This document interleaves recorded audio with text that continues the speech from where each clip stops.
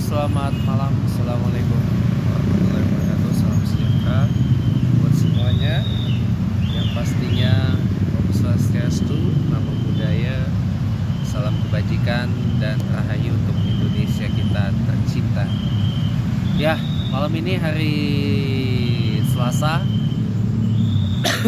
16 hari bulan Juli 2024. Tentunya dalam Chatterbox Recorded Edition malam ini.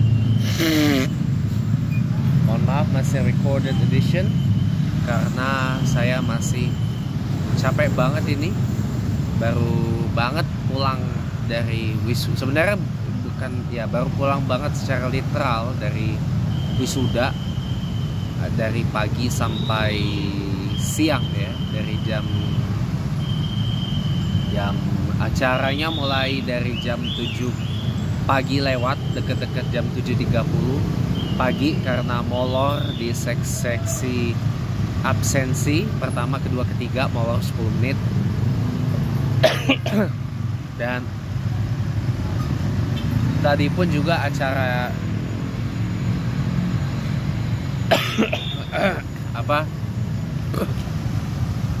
acara inti dari upacara wisudanya itu juga molor beberapa menit, jadi selesainya tadi baru sekitaran jam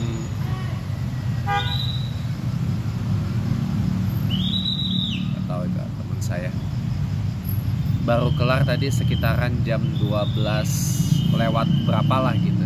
Mestinya kan targetnya jam 12 pas ya, jam 12 siang waktu Indonesia Barat, tapi ternyata at the end malah molor sekian menit ya. Tadi baru sampai rumah itu jam setengah 3, jam 2.30. Civic Type R dong, Civic Type R yang barusan lewat. Civic Type R, bener, yang bener-bener Type R.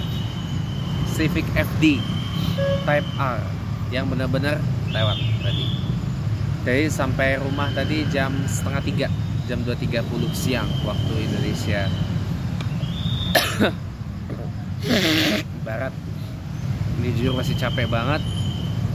Tadi nggak sempet tidur siang karena sampai rumah langsung beberesan, makan, istirahat bentar, sholat asar, makan sore. Ini kenyang banget, minum kopi biar teredam dikit ngantuknya, biar nanti sekalian malam aja lah tidurnya gitu. Ya sih, sebenarnya saya ini kurang tidur gitu loh. Waktu tidur saya sebenarnya nggak cukup. Ya saya pun juga sebenarnya nggak begitu tahu ya asal muasal dari teori tidur 8 jam itu asalnya dari mana. Saya terus terang tidak begitu memahami.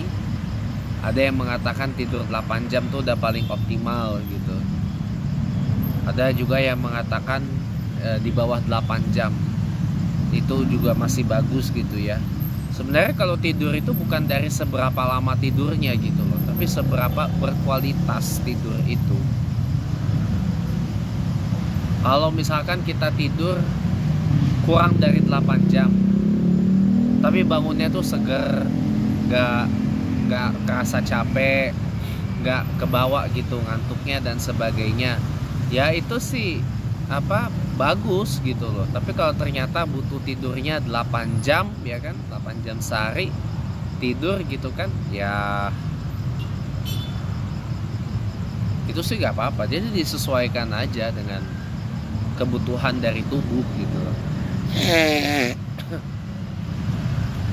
Dan sesuai juga dengan kebiasaan. Kalau kebiasaan kita tidur 8 jam sehari, begitu tidur kurang dari 8 jam bahkan lebih dari 8 jam, itu malah bisa berdampak gak begitu bagus kepada metabolisme tubuh. Tapi kalau seandainya kita tidur pas 8 jam gitu ya, di dalam kebiasaan kita ya begitu, Begitupun juga kalau kita biasa tidur di bawah 8 jam gitu ya. Kalau tubuh kita accept menerimanya, begitu tidur di atas waktu yang kurang dari 8 jam itu malah justru berdampak gak begitu bagus gitu.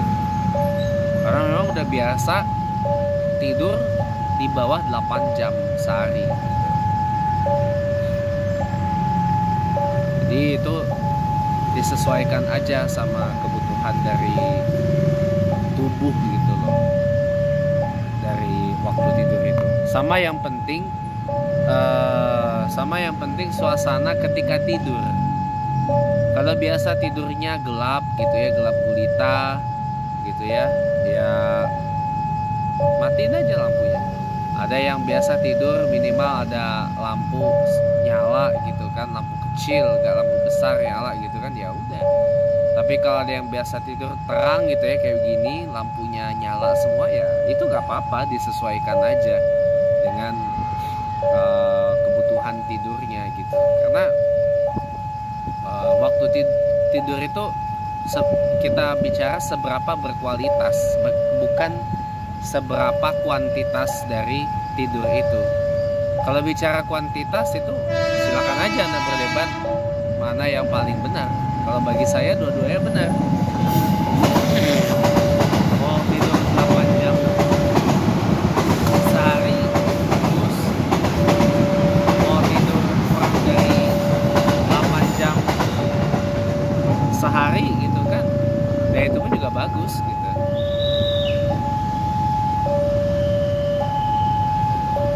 Gitu. Jadi ya itu sih kalau saya mau bilang.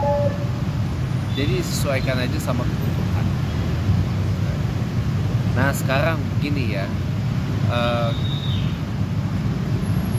kita kalau bicara masalah tidur itu nggak akan ada habis sih. Satu sisi ada yang mengatakan kalau tidur 8 jam sehari itu adalah ciri-ciri orang yang pemalas, gak rajin dan sebagainya. Atau orang tidur habis subuh itu identik dengan orang pemalas, gak rajin dan sebagainya. Padahal itu adalah kebutuhan sebenarnya. Ada yang memang biasa habis subuh gak tidur, ada yang tidak terbiasa dengan itu. Pak, tapi harus dibiasakan Pak. Ya kalau orangnya mau, kalau orangnya kagak bagaimana? Ya udah, kita saling menghargai aja. Dan yang namanya rezeki itu gak akan ketukar. Allah Subhanahu wa taala itu maha pemberi rezeki. Rezeki itu diberikan kepada siapapun ya, selama kita memang masuk dalam orang yang diridhoi oleh Allah dalam perkara kerezekian. Allah tuh ngasih rezeki kita tuh ridho gitu loh. Mau kita habis subuh tidur atau habis subuhnya kita nggak tidur, dua-duanya itu adalah hal yang sangat oke buat saya.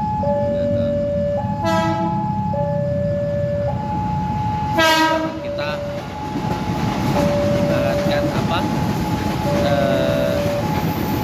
memaksakan orang lain memaksakan orang lain memakai baju yang seukuran dengan kita, itu nggak bisa, nggak bakal muat. Ada yang kebesaran, ada yang kekecilan. Sampai di sini kira-kira sudah paham ya. Makanya kalau saya mau bilang ya, itu semuanya kalau bahas-bahas tentang begitu gak akan ada habis. Itu aja ya. Nah sekarang gini, karena saya kondisi masih sedikit ngantuk banget asli ya. Ini ngantuk banget saya. Paling-paling nanti saya pulang langsung goleran intinya gitu. Habis upload ini langsung goleran. Langsung tidur saya. Ya, jadi kalau kita bicara masalah rezeki ya, kita harus tahu dulu apa yang menyebabkan rezeki itu datang kepada kita. Nah, yang pasti kata kunci dari saya, rezeki kita itu nggak akan pernah tertukar dengan rezeki orang lain. Rezeki saya nggak bakal ketukar dengan rezekinya Pak Satpam yang posnya di depan saya. Rezeki Pak Satpam yang ada di posnya depan saya nggak mungkin ketukar dengan rezeki penjaga palang kereta api yang ada di belakang saya. Allah sudah tahu, Allah sudah pasti akan memberikan rezeki sesuai dengan kadar kebutuhannya, karena Allah lebih tahu apa yang kita butuhkan daripada kita, ya. Allah memberi rezeki itu juga dengan beberapa syarat dan ketentuan yang berlaku. Yang paling pertama adalah jelas menjauhi perkara-perkara yang haram, ya, menjauhi makanan haram, ya, uang haram, kemudian tidak mengkonsumsi dari uang haram, tidak meminum minuman yang haram, pokoknya menjauhi perkara yang haram maupun yang syubhat. Yang kedua, dengan kita terus mendekat kepada Allah Subhanahu wa ta'ala. Yang ketiga apa? Banyak bersedekah, banyak bersedekah. Insya Allah dengan sedekah rezeki kita tuh gak akan kemana-mana, akan lebih lagi. Banyak sedekah, banyak bersedekah. Semakin kita rajin bersedekah, semakin kita rajin bersedekah, insya Allah rezeki kita makin berkah. Banyak bersedekah. Sedekah itu bisa apa aja. Paling tidak dalam hadis Bukhari Muslim itu disebut menahan diri dari berbuat kejahatan. Itu sudah tergolong sedekah. Tapi tidak harus kita sedekah dengan uang. Kita bisa sedekah dengan benda, contoh pakaian yang sudah nggak kepake. Kita bisa sedekah dengan pikiran, dengan tenaga, dengan ucapan, dengan pandangan dan sebagainya. Itu sudah amal, itu sudah sedekah.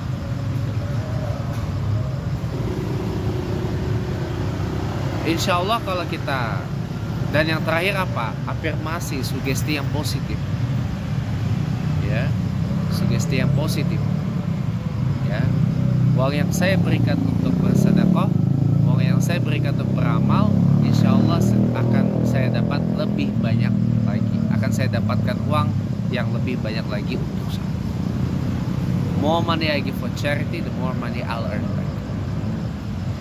Itu adalah sederet dari banyak asbab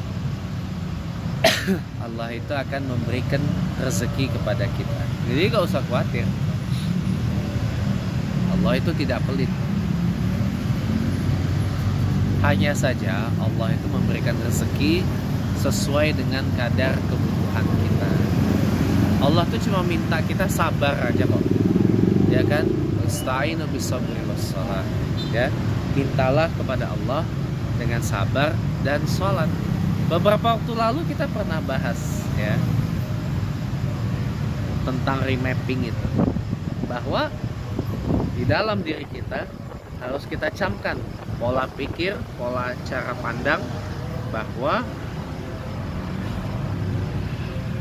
kesuksesan kita, keberhasilan kita, keberjayaan kita tidak pernah lepas dari peranan Allah Subhanahu wa ta'ala. Bukan usaha yang tidak menghargai hasil, tetapi berkat doa, ikhtiar dan tawakal, berserah diri kita, menundukkan diri kita, memasrahkan semua kepada Allah Subhanahu wa ta'ala.